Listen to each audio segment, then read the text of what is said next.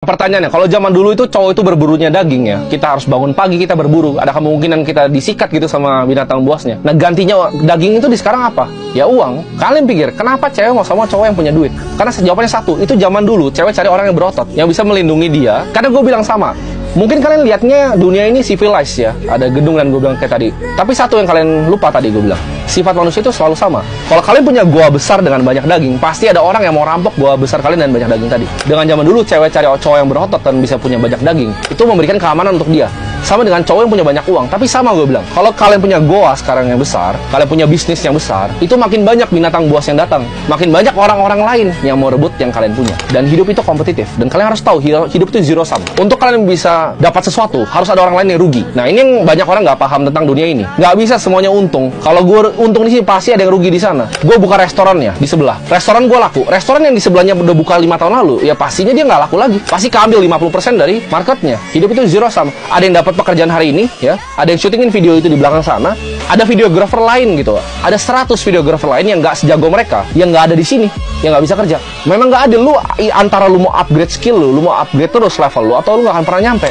Sekarang kalian udah tahu bahwa hidup itu tentang tanggung jawab, dan tanggung jawab itu butuh uang. Lu butuh uang untuk biayain adek lu butuh uang untuk umrohin orang tua lu. Nah gimana caranya lu bisa ngerti tentang uang? Karena untuk dapetin uang, lu harus ngerti dulu tentang uang. Gue selalu ceritain konsep bahwa uang itu ada dua ya, diciptakan sama kalian ambil dari orang. Ya kan sana kasar kan, tapi gue bilang sama, ini hutan rimba. Antara lu ngambil uang orang atau uang lu diambil. Yang bisa bikin uang itu cuma bank sentral sama para bank. Kita nggak bisa bikin uang. Gue dan lu sama, kita cuma bisa ngambil uang dari orang. Jadi caranya gimana untuk ngerti uang? Setiap kali uang lu diambil, contoh misalnya gue tadi beli makanan, itu artinya uang gue diambil gitu kan sama orang yang jualan makanan. Lu pikir kenapa uang lu diambil? Apa yang dia lakukan? Karyawan dia berapa? Nah itu gue lakukan dari gue sangat kecil. Setiap kali gue datang ke restoran, uang gue diambil. Gue pikir kenapa uang gue diambil? Oh karena gue beli makanan yang enak. Karyawan dia harus digaji berapa? Oh 2 karyawan, UMR dua-duanya 6 juta per bulan. Kira-kira harga untuk bikin makanannya berapa? Lu harus mikir uang seperti itu. Setiap kali uang itu berpindah dari tangan lu, artinya uang lu tuh dicolong sama orang lain. Kata-katanya bener-bener dicolong. Jadi lu aware setiap kali uang lu tuh dicolong sama orang. Karena hidup ini zero sum. Satu untung, satu selalu rugi. Dan untuk mendapatkan ini, menurut gue itu butuh pengorbanan yang luar biasa. Karena tanggung jawab itu nggak datang tiba-tiba ya. Lu harus percaya di dalam hati lu bahwa lu bisa melakukan apa yang lu udah ngomong, lu akan lakukan.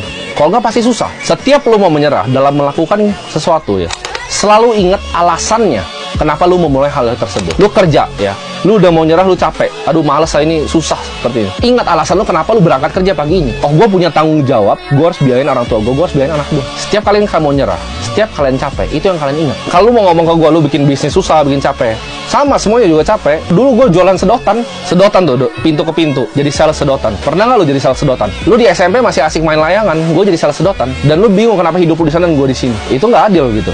Lu harus bisa bayangin ya, rasa sakit setiap kali ada orang yang ngeremehin lu.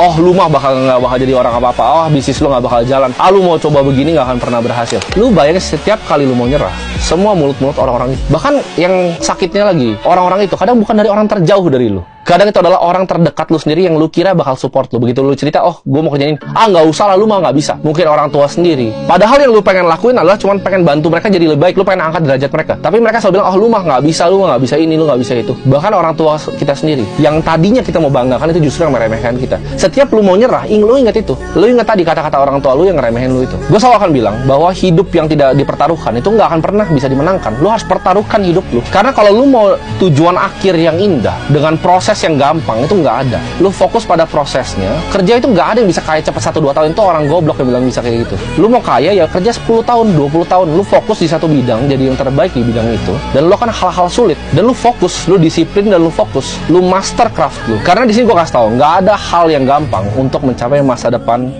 yang indah.